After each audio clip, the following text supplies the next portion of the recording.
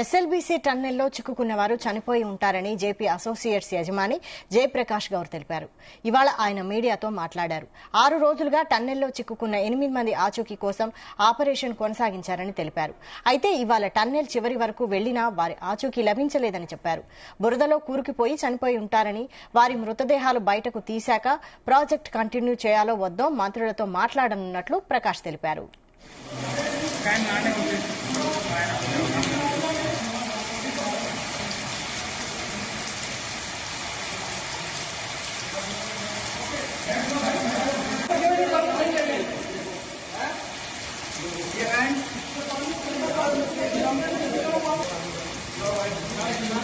फिरोज भाई टॉर्च मारना सामने।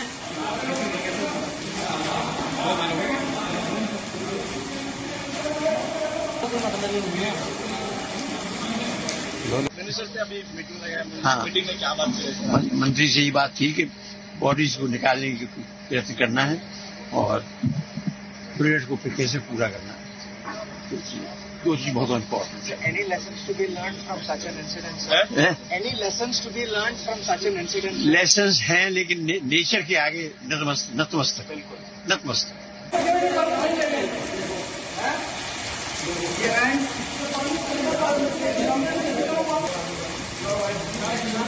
फिरोज भाई टॉर्च मारना सामने। ఎస్ఎల్బీసీ టన్నెల్లో చిక్కుకున్న వారు చనిపోయి ఉంటారని జేపీ అసోసియేట్స్ యజమాని జయప్రకాష్ గౌర్ తెలిపారు. ఇవాళ ఆయన మీడియాతో మాట్లాడారు. 6 రోజులుగా టన్నెల్లో చిక్కుకున్న 8 మంది ఆచూకీ కోసం ఆపరేషన్ కొనసాగించారని తెలిపారు. అయితే ఇవాళ టన్నెల్ చివరి వరకు వెళ్లినా వారి ఆచూకీ లభించలేదని చెప్పారు. దీనిపై మరిన్ని అప్డేట్స్ మా ప్రతినిధి జానయ్య అందిస్తారు. జానయ్య. వైశాలి, ఎస్ఎల్బీసీ టన్నెల్లో ప్రమాదం జరిగి ఈ రోజుకి 6వ రోజు 6 రోజులకు చేరుకోవడం జరిగింది. ఈ ప్రమాద ఘటన చోటు చేసుకున్న రోజు నుంచి కూడా ఈ ప్రమాదంలో చిక్కున్నటువంటి 8 మంది ప్రాణాలతో ఉన్నారనేది మాత్రం అప్పటి నుంచి కూడా కొంత సందిగ్ధత అయితే నెలకొని ఉంది. అయితే సహాయక చర్యలు అన్ని విధాలుగా చేపడుతున్నప్పటికీ అన్ని రెస్క్యూ ఆపరేషన్స్ టీమ్స్ తోటి కొనసాగిస్తున్నప్పటికీ వారి ఆచూకీ మాత్రం ఇప్పటి వరకు కూడా లభించకపోవడం తోటి వారు బురదలోనే కూరుకుపోయి చనిపోయి ఉండొచ్చు అనేది కూడా కొంత అనుమానాలు వ్యక్తమవుతున్న పరిస్థితి అయితే కూడా చేస్తున్నారు. ఇటు మంత్రులు కూడా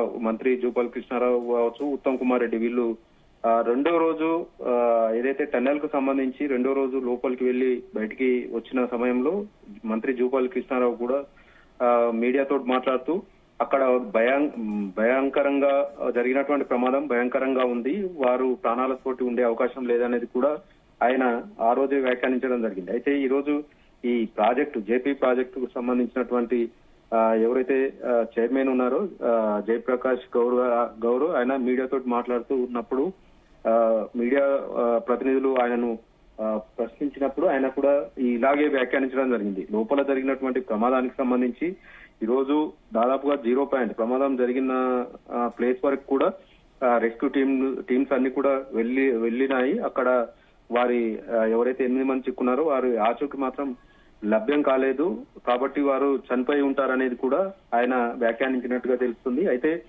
దీనిపైన ప్రభుత్వ పరంగా అధికారికంగా ప్రకటించినప్పటికీ కన్స్ట్రక్షన్ ఏదైతే ప్రాజెక్టు కన్స్ట్రక్షన్ కు సంబంధించినటువంటి కాంట్రాక్టర్ ఎవరైతే ఉన్నారో ఆ కాంట్రాక్ట్ సంబంధించినటువంటి జేపీ ప్రాజెక్టుకు సంబంధించినటువంటి కంపెనీ చైర్మనే ఈ విధంగా వ్యాఖ్యానించడం తోటి వారు లోపల చిక్కున్నటువంటి 8 మంది బ్రతికే అవకాశం అయితే 99% అంటే బ్రతికే అవకాశం లేదంటూ కూడా ఆయన వ్యాఖ్యానించిన పరిస్థితి. తర్వాత ఈ కన్స్ట్రక్షన్ కు సంబంధించి ఏదైతే సొరంగ మార్గం పనులకు సంబంధించి కూడా ఆయన మరో మాట కూడా చెప్పడం జరిగింది.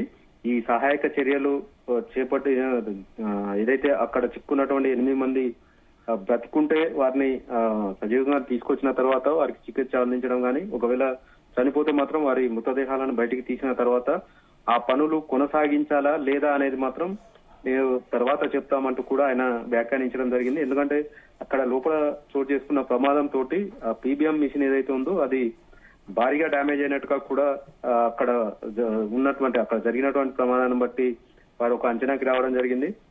దీంతో పనులు కొనసాగించే అవకాశం లేకుండా ఉంటుందనే ఆలోచనతోటి కూడా ఆయన ఈ వ్యాఖ్యలు చేయడం, ఈ ప్రమాదానికి సంబంధించి అన్ని రెస్క్యూ టీమ్స్ పనిచేస్తున్నప్పటికీ ఇప్పటికీ కూడా వారి ఆచూకీ లభించకపోవడం పట్ల కూడా ఆయన ఈ వ్యాఖ్యలు వారు మృతి చెంది ఉంటారనేది కూడా ఆయన వ్యాఖ్యానించడం, వారి కుటుంబ సభ్యులకు కూడా కంపెనీ తరఫున ఏదైతే అందులో చిక్కున్న వారు ఎవరైతే 8 మంది ఉన్నారో వాళ్ళంతా కూడా తమ కుటుంబ సభ్యులేనంటూ కూడా ఆయన మరో వ్యాఖ్య కూడా చేయడం జరిగింది.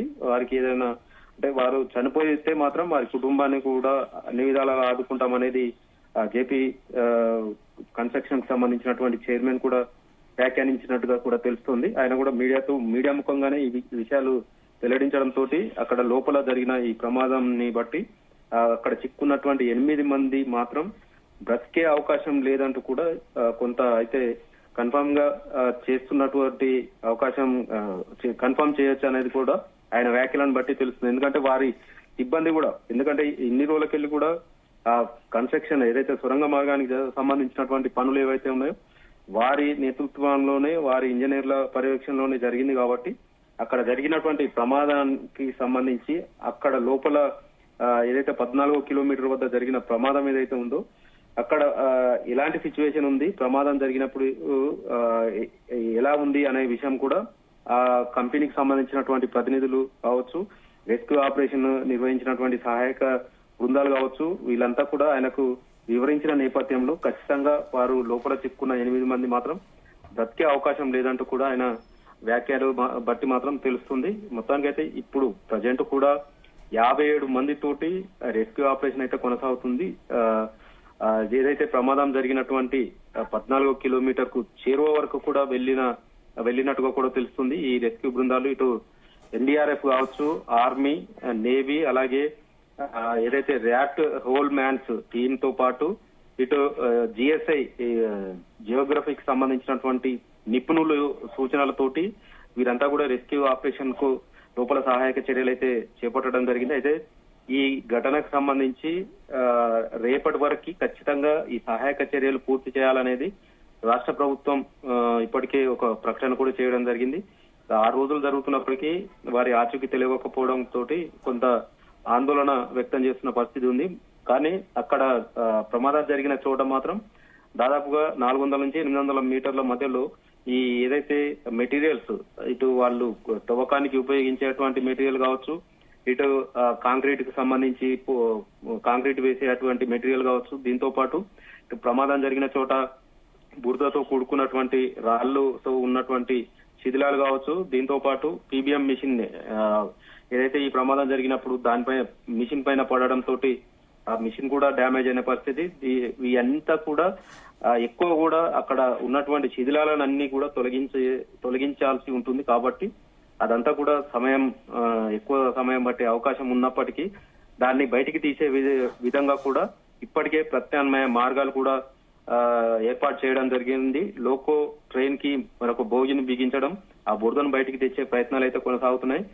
మొత్తానికైతే ఆ లోపల సిచ్యువేషన్ ప్రమాదం జరిగినటువంటి ఆ ఘటనను చూస్తే మాత్రం ఖచ్చితంగా వారు అదే బురదలో కూరుకుని పోయి మరణించినట్లుగా కూడా అక్కడ ఉన్నటువంటి ఆనవాళ్ళను బట్టి మాత్రం తెలుస్తుంది. అయితే రెస్క్యూ ఆపరేషన్ నిర్వహిస్తున్నటువంటి ఈ టీమ్స్ ఏదైతే దగ్గర వరకు ప్రమాదం జరిగినటువంటి చోటు వరకు కూడా వెళ్లిన సమయంలో అక్కడ అక్కడ చిక్కున్న వారిని పేర్లు పెట్టి పిలవడం, అక్కడి నుంచి ఎలాంటి స్పందన రాకపోవడంతో పాటు వారు వినియోగించినటువంటి అంటే లోపల పనులు చేసేటప్పుడు ఇటు హెల్మెట్ తో పాటు కొన్ని పరికరాలు కూడా వాడతారనేది కూడా మిగతా లోపల పనిచేసినటువంటి వారు చెప్తున్న నేపథ్యంలో ఆ ఆనవాళ్లు కూడా ఏమైనా దొరుకుతాయేమో అనేది కూడా ఆ విధంగా కూడా సెర్చ్ చేస్తున్నారు. అట్లా కూడా వారికి సంబంధించి ఎలాంటి దొరకపోవడంతో ఆ బురద ఏదైతే రాళ్లతో కూడుకున్నటువంటి ఆ బురదను వెలికి తీస్తే తప్ప లోపల కూరుకుపోయినటువంటి వారు కూరుకుపోయి ఉన్నారు అనేది కూడా అప్పటి వరకు తెలిసే అవకాశం ఉంది. కాబట్టి ఆ ప్రయత్నాలు అయితే కొనసాగుతున్నాయి. కానీ జేపీ కంపెనీ చైర్మన్ మాత్రం ఖచ్చితంగా వాళ్ళు చనిపోయి ఉంటారనే వ్యాఖ్యలు చేయడంతో వారి కుటుంబ సభ్యులు కూడా ఆందోళన వ్యక్తం చేస్తున్నారు. మిగతా కార్మికులు కూడా భయాందోళనకు గురవుతున్న నేపథ్యంలో నెక్స్ట్ ఏదైతే ఈ సహాయక చర్యలు పూర్తయిన తర్వాత ఈ పనులు చేపట్టాలా లేదా అనేది కూడా ఆయన వ్యాఖ్యానించడంతో ఇటు రాష్ట్ర ప్రభుత్వం మాత్రం సందిగ్ధంలో పడినట్లయితుంది. Vaishali. Right, thank you Janaiah.